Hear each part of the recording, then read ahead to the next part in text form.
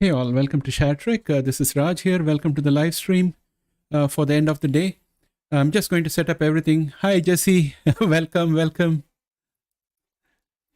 Yeah, I'm just going to quickly set up my screen so that I can share some windows with you. Let me do this very quickly.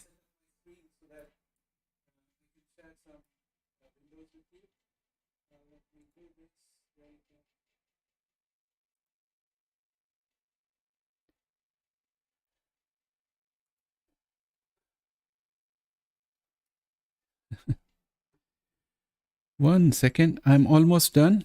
Let me just go in here and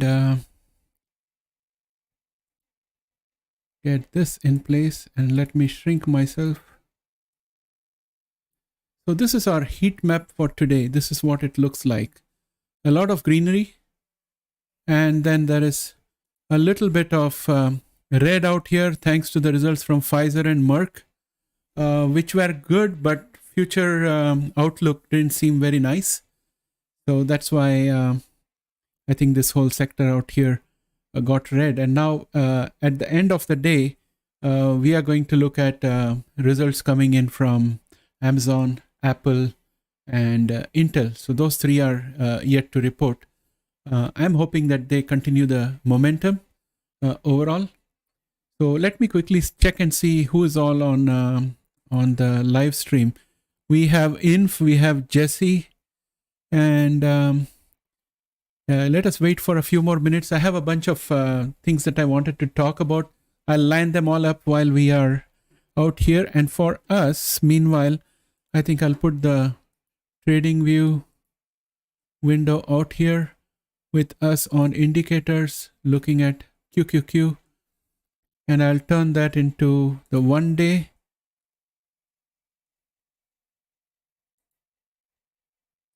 One minute, and it goes to auto. Yeah. So this is our 1 minute chart. Each candle is 1 minute. There's a bit of consolidation towards the end of the day. Last 30 minutes to go, and we are positive on all the indices as I expected this morning. I think people already knew that we were in recession, and it was not a surprise. If the Fed had come in with 50 basis point, I think the market would have jumped even more. But we'll take what is available right now. And the oil also is looking pretty good in terms of, if we go to the 1 day candles, you can see it perfectly hit around there and came back down again. It's supported perfectly by the 200-day exponential moving average. We just need that to fall further below this line. One positive today is that the VIX has fallen below our line of support out here, which is at 22.73. So at the end of the day at 4 o'clock, if it is still below, I'll mark that as a resistance. Psychologically, it feels good that we have a resistance at 22.60, and we are coming closer and closer to the normal trading period. So that's how I would look at that. And let me see who is all here. So we have one more person joining us. Hi, Joe. Welcome. Thanks for joining me. Okay, so here we go. I'm going to start off with the first. Let us get all the bad things out of the way. Teladoc stumbled really bad. And I'm reading this analyst commentary out here. They are saying, I mean, this is really concerning. I have to go and have a look at the balance sheet of this company. And it's saying, warned about the call last night, guys, a slowdown in chronic care deals. Now a little nugget you won't hear a lot about. Obviously, on earnings day, everybody's focused on numbers. But if you happen to be scrolling through that Teladoc's earning release, go down to the balance sheet, because year to date, this company has taken over $9 billion in asset impairment charges. When you first see that, first of all, when you see impairment charges, it's not good. But when you see something of that magnitude, that is bad management, that is bad forecasting. Do we know what it is? Do we know what they are from? So there is not much visibility out there. It's basically business has slowed down so much that they are having to write down their assets on the balance sheet. So there's a lot of write downs out there for around 9 billion. and that's a lot of value destruction. So this is the scary part, and that's why if you look at Teladoc, where is TDoc? It is the biggest loser today. And look at the doji candle out here at the bottom. It's right at the line of support out here, which is if I extend this further. So that's the line of support. It's just below that. So this has now become a resistance, and it'll have to break through and come above it. So Teladoc is in bad shape. It's lost 18.63% today. And by the looks of it, I think it's going to test this support here. So I might as well extend this forward. It may test this support before bouncing back. But that $9 billion thing really scares me. I need to have a look at the balance sheet and validate for myself. But if what that guy is saying is true, then this is a very scary company. I think I'll have to rethink my ARKG investment because of this. Because one bad share in the entire portfolio, especially Teladoc, I think is at around 20% or something. It's a big holding in ARKG. So I think I'll reconsider my ARKG holdings. Maybe if there's a loss, still I'll probably sell it and take my money out from that. That's what I'm thinking right now. Maybe later on I might feel different, but that's my instinct right now. So let us see. Sad tale of Teladoc, yeah.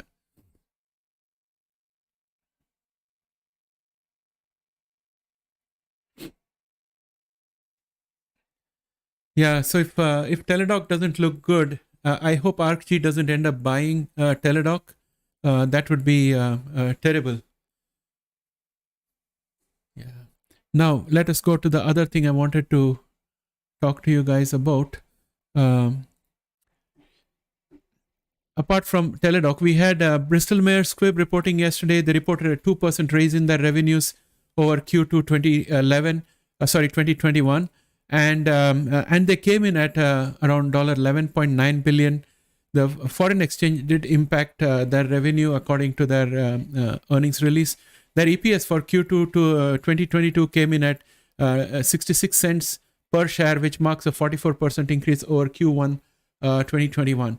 So overall, Bristol Myers Squibb is good, but there was no mention of any investment in gene therapies and those kind of things. So maybe I'll have to go to their company website and have a look at their entire Q2 earnings release and see if there is any mention of any further investment or payoffs into their collaborators in the CRISPR field. So with that said, the other thing I wanted to talk to you about was Pfizer's earnings result, which came in earlier this morning. So Pfizer maintained its 2022 sales guidance for its COVID-19 vaccine of $32 billion, and is still expecting $22 billion from its oral antiviral Paxlovid tablets. And Pfizer's revenue grew over second quarter last year by 47% and reached $27.7 billion. Total revenue came in at $9.9 billion, an increase of 78% over Q2 2021. And likewise, we had Merck also reporting higher than expected Q2 earnings. Two of its drugs, Keytruda and Gardasil vaccine, helped them with this effort. The Keytruda is for HPV, and Merck earned $1.87 per share, which is 17 cents above street expectations. So they bet the street expectations. However, Merck did reduce its full year earnings estimate per share by around 2 to 12 cents. They gave a range and provided a guidance of $7.25 to $7.35 per share for going forward. And it's the weaker guidance which has made the market soar a little bit on Merck. And Merck was marginally down. I think it was a 0.66% or something when I last saw it. Let us see where Merck is. We'll go into the ideas section and look at Merck. Merck is down minus 0.97%, so it's fallen down a little further. If you see, the knee-jerk reaction was a huge drop, then it got pushed up from the 100-day exponential moving average, and now it is negotiating the 50-day exponential moving average. So it's a bearish hammer out there, being constrained by the 9-day and the 20-day. Let us see what happens with that. The MACD is absolutely destroyed, and the momentum is also below average and pointed down. Not looking good for Merck at this point of time. But at the same time, if you look at UPS from yesterday, it's gained smartly. Let us quickly look at or Microsoft and Google, just for curiosity. Where is Microsoft? Yeah, Microsoft is here. It's up 3%. Google is up 0.81%. I was thinking Microsoft and Google might give up a bit of profits. Let us see what they did during the day. So if I go for a one-day view, they started the morning, they dropped, and then they went up. So yeah, it has done very well, well beyond my expectations. I think the bottom is already in, and we are on our way to consolidating for a bull channel. That's what it looks like to me. And with that said, Amazon doesn't seem to show any amount of fear or trepidation, given that we are expecting earnings today post-market.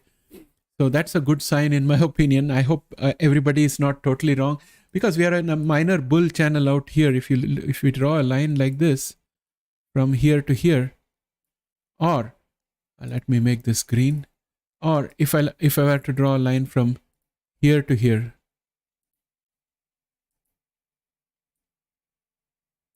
either way, it's in a bull channel. So I think with the confidence that the market is showing here, just hours before earnings, I'm hoping for the best. Let us see what happens. So MACD is bullish. Momentum is also above average. So from a technical perspective also, it's looking good. So I'm hoping for the best out there. And the other things I wanted to talk to you about was that that I think Merck also announced that their Keytruda drug will lose its patent protection somewhere in 2028. So usually companies have protection for 10 years in which they are supposed to amortize and take out all their costs and book their profits. After that, it goes generic. So that's also probably another factor over and above the weaker guidance, which kind of made the shares drop. I think by the end of the day, they would be somewhere close to 1% down, in my opinion. And finally, after close, we have Amazon, Apple, and Intel reporting. I suspect Amazon may have softness. They have reported, reportedly, they have discontinued some of their in-house products. So what I have been reading about Amazon in the last 6 months is reports that if any product is very successful in Amazon Marketplace, then Amazon brings its own versions. And these are all available for things like USB adapters and USB cables and things like that. But also some specific goods like backpack and all, where a particular popular model is available from Amazon Basics. So they seem to have withdrawn quite a few of their in-house brands, according to reports. If that is true, could that be because of supply chain issues, and they're thinking, let us look at high margin items, and if the same is available by somebody else, let them handle the logistics, and we'll focus on high margin items. Maybe that is the approach, or maybe the market share has shrinked and the margins in those products are low, therefore they have decided to junk it. We don't know. That's the only fear I have at the back of my mind when I'm looking at the earnings results coming up. Apart from that, I don't have any reason to feel too bad about Amazon, because they also have cloud earnings. So that's another big component that I'm focused on when it comes to Amazon. So I'm thinking that if Apple, Intel, and Amazon all three post good or expected results, then it should give impetus to our bull market to further consolidate and pick up. That's my thoughts. Let me see what you guys are saying in the chat window. Let us see if I can pop out this chat window. Yes, I can do that. So Jesse says, I stay away from ARC. I can pick my own losers. Thank you. That's a good approach, Jesse. That's a good approach. So we have 7 people here. Who is it that I have not met in here? May some of you who have not put anything on the chat just put something here and let me know who you are so that I can address you also. Yeah, Jesse, I think we don't have to pay Kathy Woods to pick up losers for us. I think you can make a meme of this and put it on Twitter or something. It'll find a lot of currency out there. Good. So anybody made any money today? Apart from, I think Jesse, I think you made some money. Or was it Inf who said they made money? I don't remember who did.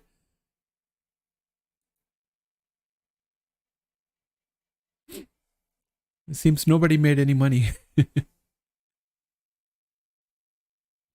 Teladoc crash is because of really bad results.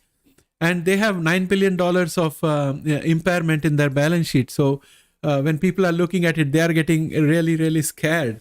That's what I spoke about just a few minutes ago, Venkata.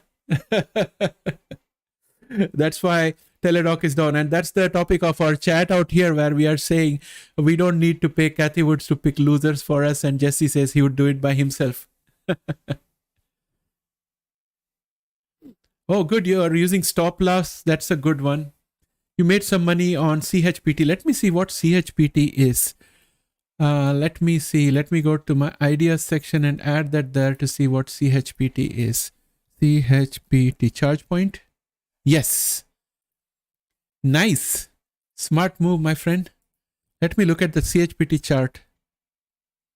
Jesse, the CHPT is going to go up further, in my opinion, because of the bill that has been passed with the help of, I won't say passed, it's likely to pass.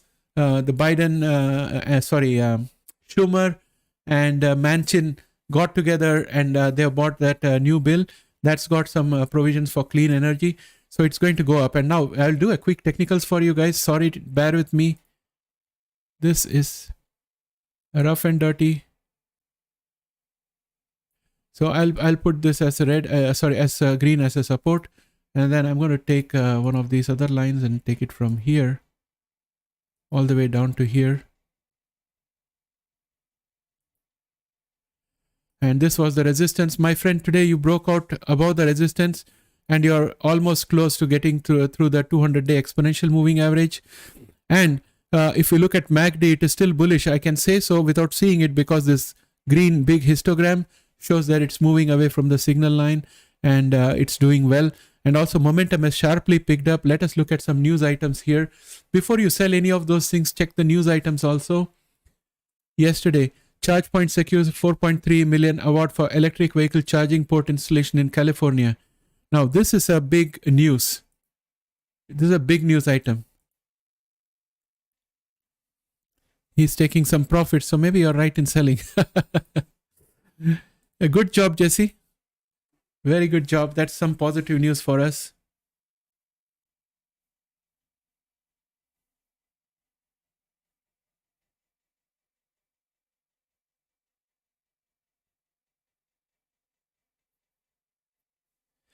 I'm long on CHPT. My cost basis is 14.5. 14.5. So let me look at... where is that? Yeah, here it is. 14.5 you said, right? So we are at 15.3. Not bad.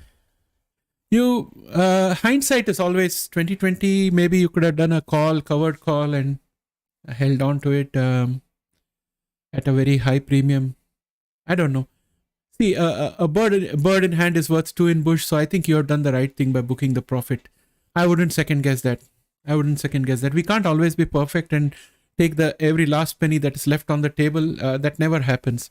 And that's the instinct which always gets me into trouble. And I try to remind myself not to do it. I think you've done a good job, Jesse, by taking the cash where it's available. Cash in hand is worth two on bush, right? So I think that's the way I would look at it. And let me see what else is happening in our community out here. Yes, you are bringing some green to the Treck community, Jesse. I agree with Inf. Yeah, I'm also looking for SQZ to go above 3.05 so that I can probably sell and take my money out. I'm also looking forward to the earnings. I did not do any earnings analysis for SQZ because it's not genomics purely. It's more of cell squeezing technology. It's a bit different. So, and since it's only my investment out there, I didn't bother to do any analysis. It'll be I'm saying surprise me. Let us see what it dishes out tomorrow. So let us go back into indicators. Look at QQQ. See, QQQ is sitting on top of this support out here, which was a resistance earlier at 306.53. I think we're going to stay above that. We are on a perfect bull channel. Everything is looking great for QQQ. I think guys, one of you had said that, I think Inf had mentioned in the morning that we are possibly bottomed out. And I said, we'll check it in the evening during the live stream. So it looks like we are almost there. The only confirmation I need is to break out above this diagonal red line, which is a line of resistance. So by the looks of it, it could happen in 1, 2, 3, 4, 5, 6, 7, 8, 9, 10. 11 days at the most, in my opinion, before we get confirmation of that. If the bull goes very strong, then we may get that way before that. But at least at the most, we need 11 days, I suppose, by counting the number of days all the way to the end of this down channel out here. And remember, we already have support from here.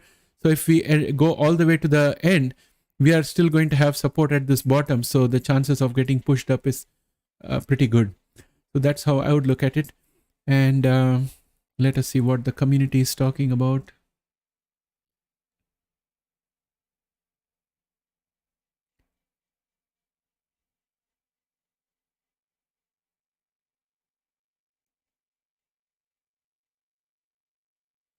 Bullish on bonds and fixed income. Okay. So Venkata, the companies that I am bullish in, if we were to look just at genomics, so in genomics, my pick would be Beam, CRISPR Therapeutics, Verve. So those are the picks I would make when it comes to therapies. And when it comes to hardware and solutions, I think PACB and IMATIX, those two seem to be really interesting to me. So that's what I would look at. And when I look at the rest of the universe, which of course, guys, genomics guys, just put fingers into your ears. I like FNGU, which is a 3x, 3 times leveraged ETN on FANG stocks. Of course, Meta is showing a lot of weakness at this point of time, but this can come back very strong, especially if you look at Apple results and Google result and Microsoft and all. So that looks good. The other thing I'm bullish on is Google, Microsoft, Amazon,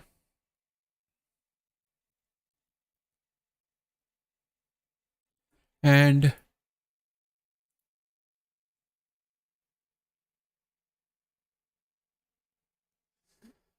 out here at this point of time, all of these are weak. And I'm very bullish on Tesla also going forward. I think the bill that is coming from Manchin and Schumer, it's going to help Rivian also, because there is some incentives directly related to EV truck. I think 40% or something subsidy on that. And Amazon is already running Rivian EV trucks to make deliveries. So I think Rivian is going to benefit, Amazon is going to benefit, Tesla is going to benefit. These are all the guys who have got the trucks in their menu, and more so Rivian, because Rivian started off with the trucks. So that's what I am thinking. So does that answer your question, Venkata?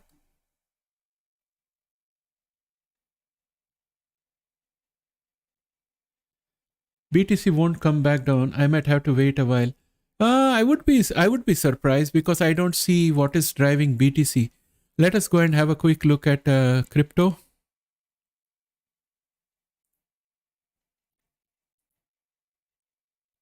Let us look at BTC USD. Don't give up on that, my friend. I think it will definitely come down before it goes up, because at this point of time, crypto seems to be going along with NASDAQ. So some reason for them to be bullish is that NASDAQ is bullish.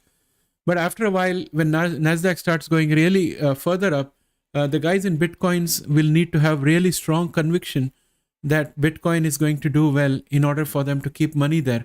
Or else they might take money from here and start investing in stocks as the stocks are moving up faster than Bitcoin. So those kind of possibilities are there. There is this regulatory framework that is going to come in. I don't know how it's going to affect Bitcoin. So there is still possibility. So you don't have to write off. You may not even have to wait for too long. Maybe another 5 or 6 days, and we should be able to see some movement. There'll be some amount of profit taking and other things before it goes up. Now let me draw a trend line out here, from here all the way down to here. So let me remove this. Just give me 1 second. So this was our earlier trend line. So we broke through this trend line. So now we have got a minor bull channel going on out here.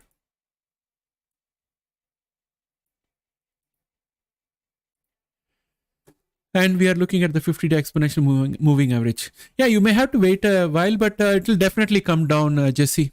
I agree with you, but it will definitely come down. Don't lose heart. You can always buy.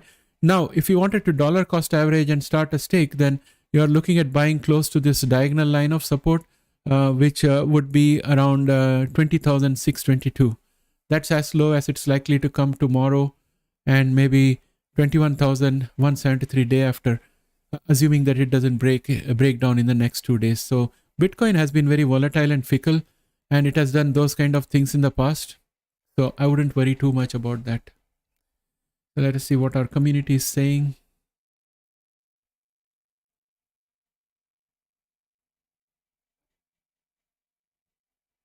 Yeah, 2024 should be happier with crypto.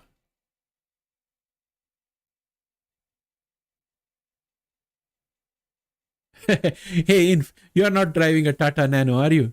I don't think they sell it in Canada. Or are you in India, Ninf? You're confusing me now.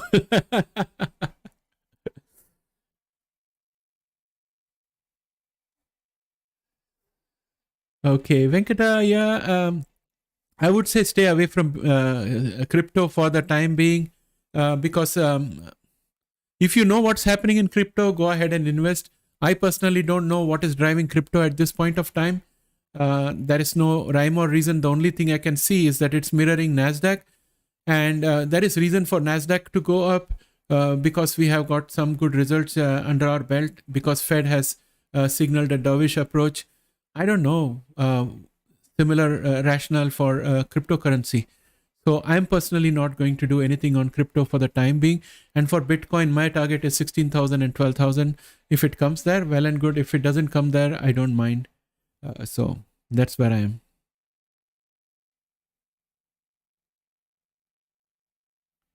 Oh yeah, Tata Nano. In fact, there are such great companies in India. I invest a lot in India. I have a grandfathered account out there, which I had maybe 30 years ago. I had opened it while I was still in India. And even after I left India, I trade on the Bombay National Stock Exchange. There are some amazing companies out there. The rate of return is phenomenal. My portfolio has quadrupled.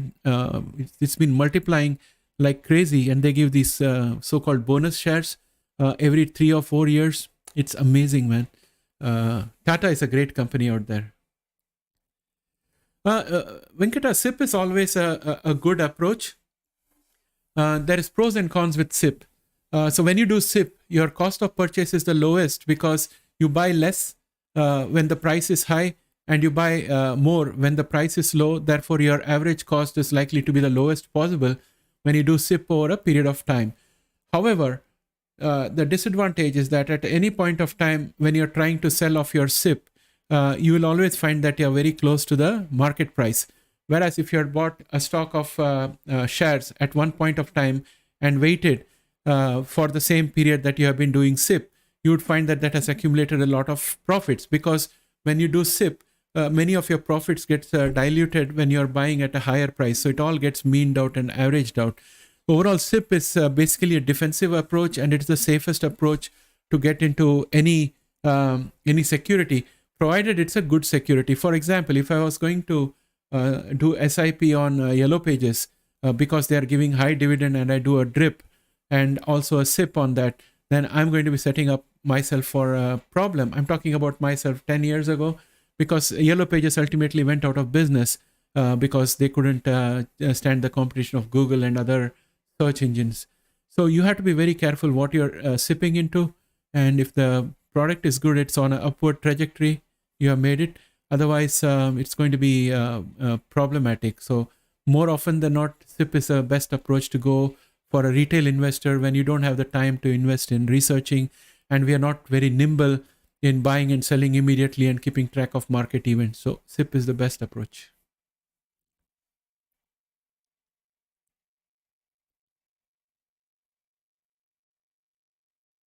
Yeah, Prem Vatsa. You guys remember I told you about my Bank of Ireland stake, which I've been holding in a loss for so many years, almost a decade now.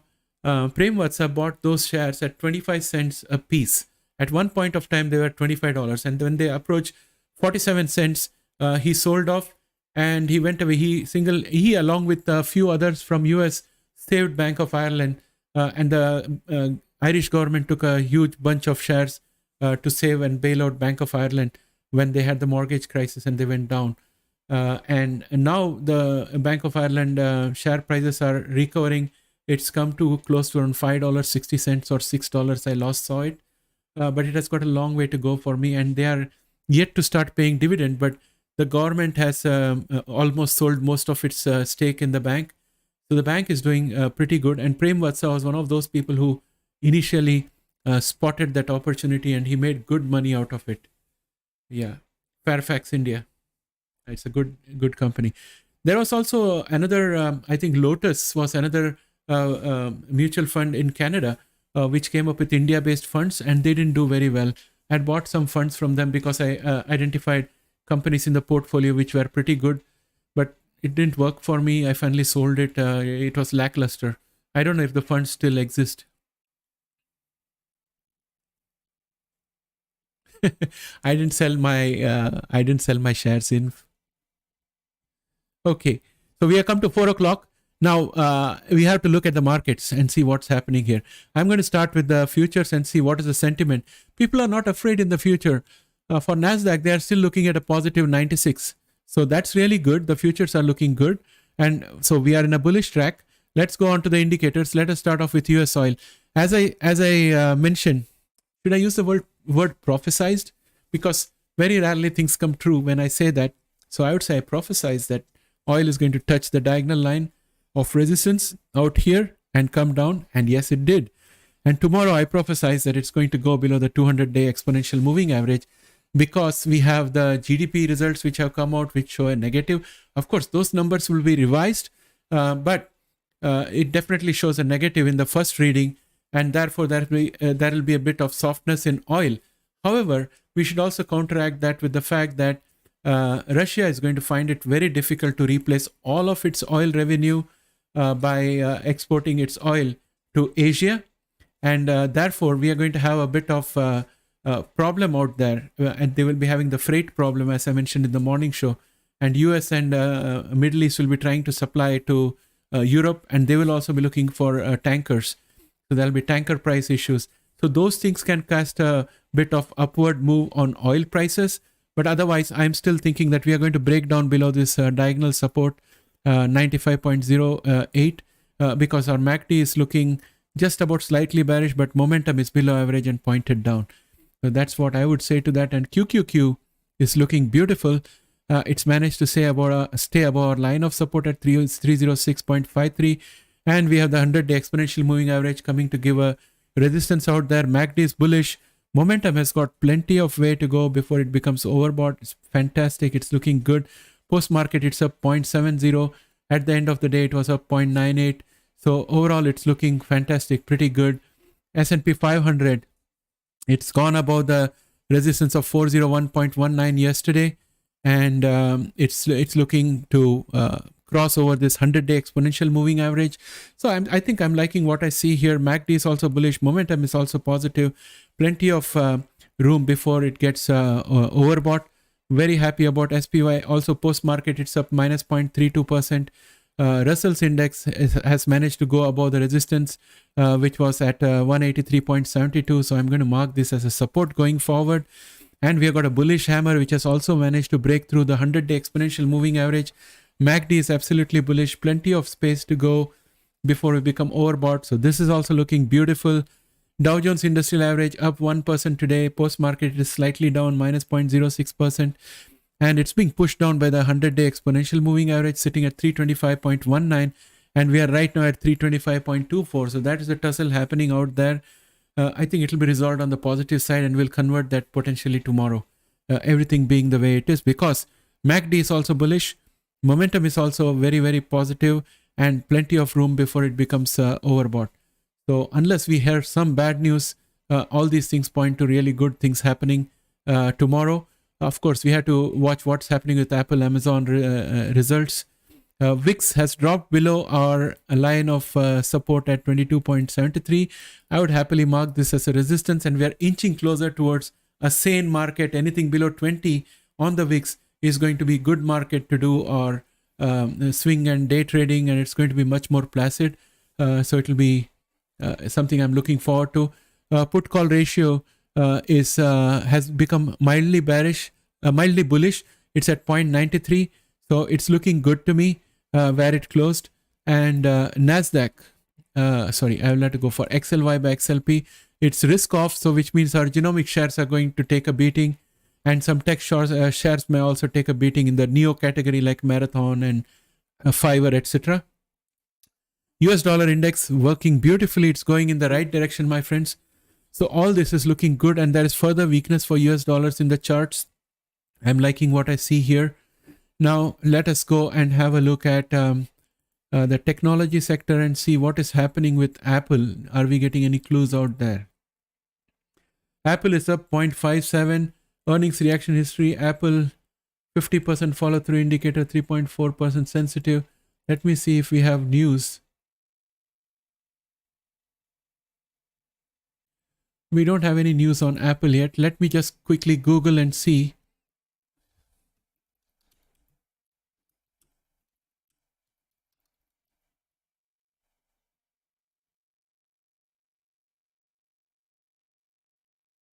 No, I don't see anything here. And we also are looking for Amazon and Intel. So I'm going to try Amazon.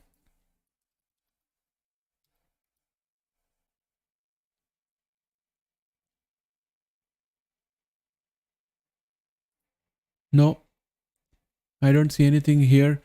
Let us see Intel.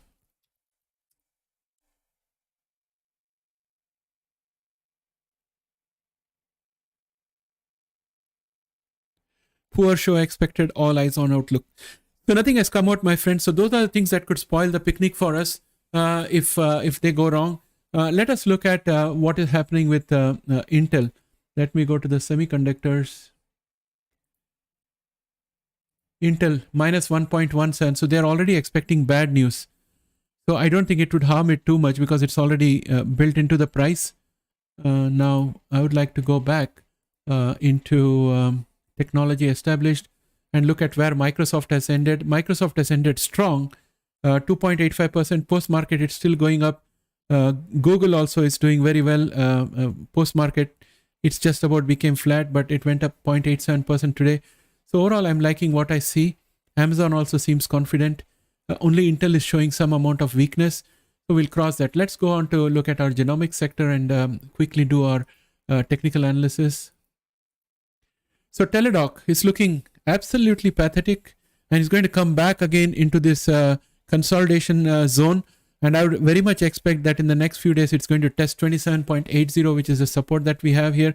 Look at the sharp drop in momentum. This is looking very weak on the map, all because of earnings and the impairment of around 9 billion in their balance sheet, and also poor outlook going forward. Bluebird was down minus 7.25% today, and it's fallen down below the diagonal line of support that we had, so it became a resistance. It was consolidating the last 3 days in the same range, and it was managing to stay above the minor resistance at 4.53, but today we broke down all of them, and our next support is going to be 3.75. Post-market, there is no trade out here. It's still flat. So that's what is happening with Bluebird. And they have their earnings coming up on 4th of August. MACD is looking absolutely bearish. Momentum is also not looking great. Verve is down minus 6.77%. It's fallen below this line of resistance at 29.72. And it did that almost 3 days ago, and it still remained below. Went up a little bit in the morning and came down. And it's converted the 9-day exponential moving average and the 200-day exponential moving average into resistance. So that's a very, very bad move for this stock. However, I'm still heartened because it's on top of this diagonal line of support, and it's coming closer to the 20-day exponential moving average. So there is plenty of support. It's still absolutely on a bullish track until it breaks down all of these things. So I wouldn't worry too much about it right now. unless I had it in my portfolio at a higher price. Allogene is down minus 5.36% today. No trades post-market. Has managed to break the 9-day, 200-day, and the 20-day exponential moving average. It's starting to look weak. MACD has gone down, but I would still hold out hope because we are still above average on the momentum. And then let us look at CRISPR Therapeutics, down minus 3.84%. Results are due on the 10th of August. And our diagonal line of resistance is performing its job perfectly. So we hit that today and we came back down. And also our horizontal line of resistance here at 79.51 is also performing its job because it also pushed it down. The 200-day exponential moving average and the 20-day exponential moving average are also doing their job by propping up the share price.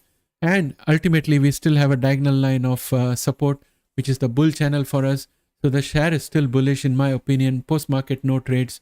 Invitae down 2.45%. It's very, very weak. And it's fallen further below the line of resistance here. It's kind of consolidating sideways. And the MACD is looking very weak. And so is the momentum, which is almost crushing close to 30%. I'm not liking what I see here for Invitae. Post-market also, it is down minus 1.51%. Beam Therapeutics is down minus 3.14%. This is something I said I'm bullish on. It's still on a bullish channel. It has still got the support out here at 65.12, which has supported it for the last 2 days. And we broke above it only the 3 days ago. It's doing well. 9-day exponential moving average is also giving support. And the 200-day exponential moving average is confidently moving below the 9-day and attempting to move below the 20-day exponential moving average. In my books, these are all positive movements towards building a really strong bull channel. MACD is also bullish and momentum was overbought. That is the reason why it's cooling off. But I still think it's on the bull track. Intelia, I would like to say that it's on this diagonal line of support. It has validated it today, but the MACD has become weak and the momentum is also falling. But momentum being above average, I still hold out hope for it. No trades for this share post-market. That's what I would say. I'm going to skip Vertex and ARCG is what I would like to look at.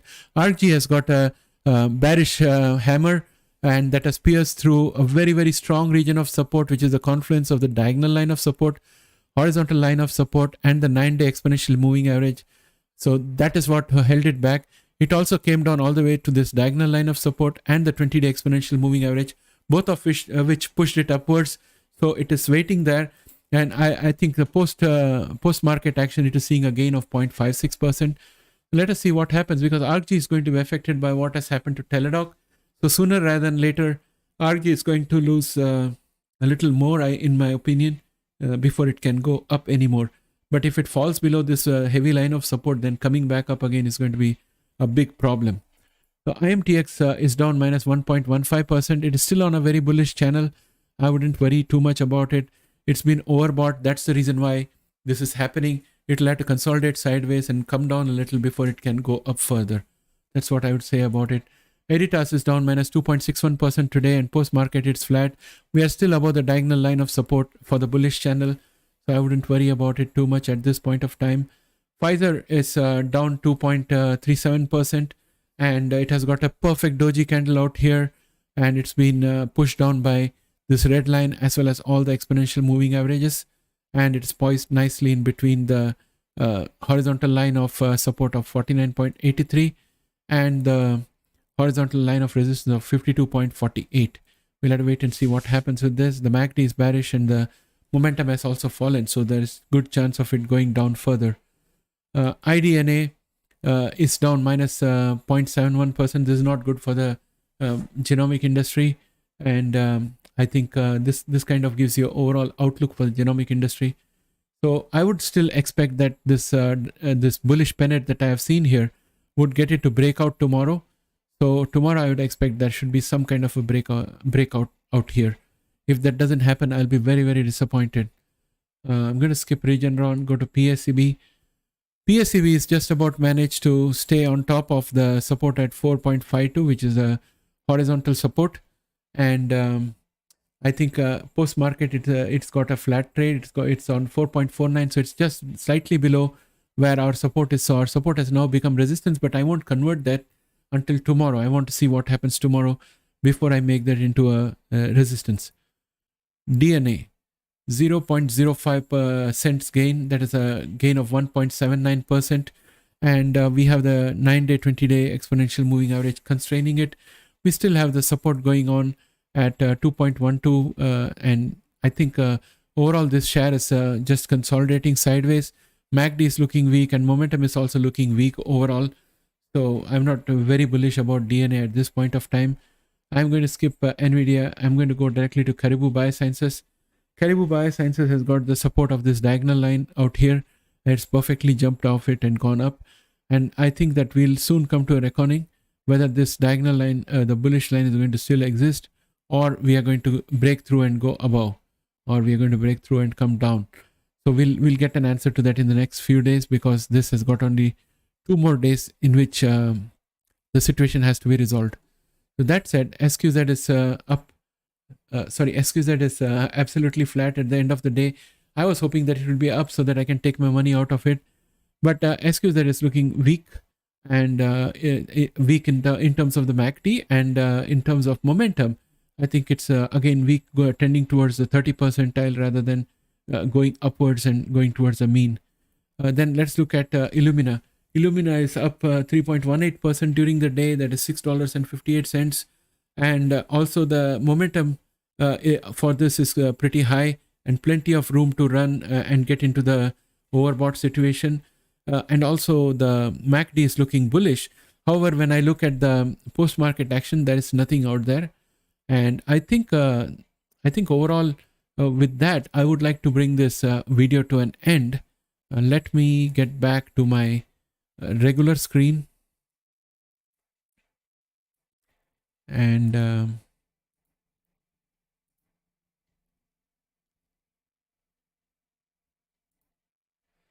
okay.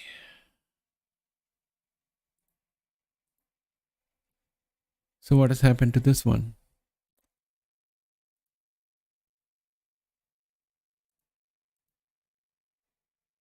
Just bear with me for 1 second. Yeah, so that's back. So it's a little bit of technical glitches. I'm getting everything lined up properly. Each subsequent live stream, I think, is going better than the one before. So please bear with me. It's not very professional right now, but it'll get there. So I think this brings us to the end of the video today. I would like to quickly go and have a look at the chat window and see what our community is saying, because I haven't looked at the chat window in a while. Oh God, no. I'm thinking Intel might...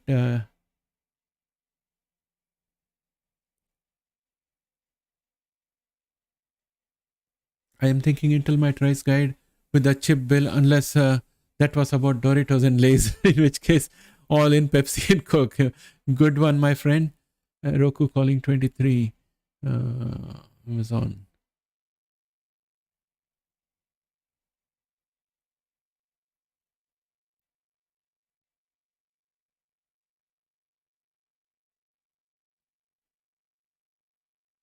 Enjoy your fishing, Jesse. Catch some good ones. I personally am a big vegetarian. I can't stand the sight of blood. So I hope you catch and release if possible. Or else if you're going to eat it, I hope you have a good time eating them. Don't send me pictures. Amazon misses on EPS by 0.05 cents. Big 2 billion beat on revenue. Big positive guidance beat. Wow, that seems really good, my friend. Let me go and see if I can quickly grab Amazon Q2 results and start talking about it and discussing with you.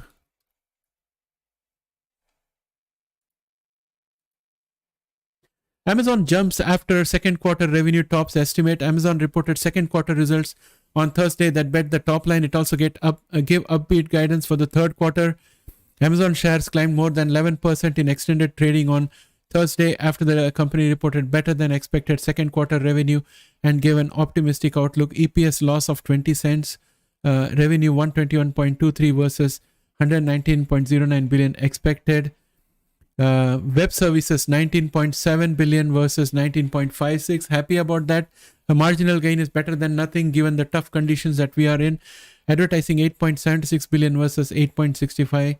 I'll take that any day. Revenue growth of 7% in the second quarter topped estimates, bucking the trend among its peers, which have all reported disappointing results.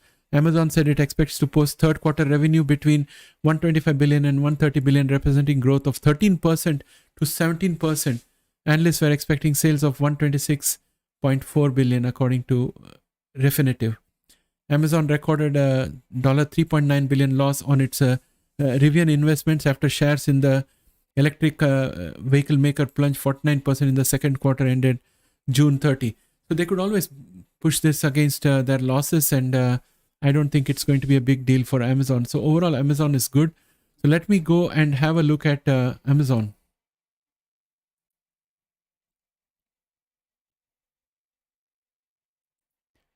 So here we are. It's up 1.08% by the end of the day. And after the close of the day, it's up 11.55 or 11.70%. It keeps on moving up as I try to read it. This is amazing, friends. MACD is also looking great, and momentum has got plenty to run over. So everything is looking great out here. So hip hip hooray for that. Now, I would just like to quickly see my community channel out here. Community chat. Yeah. Vegetarian, eggetarian. Right.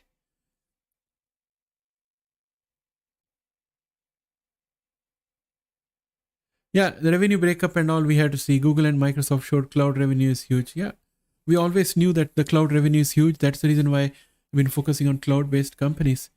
So with that said, I think it's about time for us to wind up this session. Unless you guys have any question, I'd like to wind up the session today and go. Let me see. My little dog was coming to me. Yeah, he's gone back and gone to sleep. He's not snoring though. He's gone back to sleep. So that's about it from me, my friends. Yes, it was great fun hanging out. I always look forward to this last 45 minutes to 1 hour time frame when I get to engage with you guys. It's always fun. And Hinf, I really like your funny comments. And Jesse and Joe and Venkata, thanks for making sure that I'm not speaking here to myself. So much appreciated.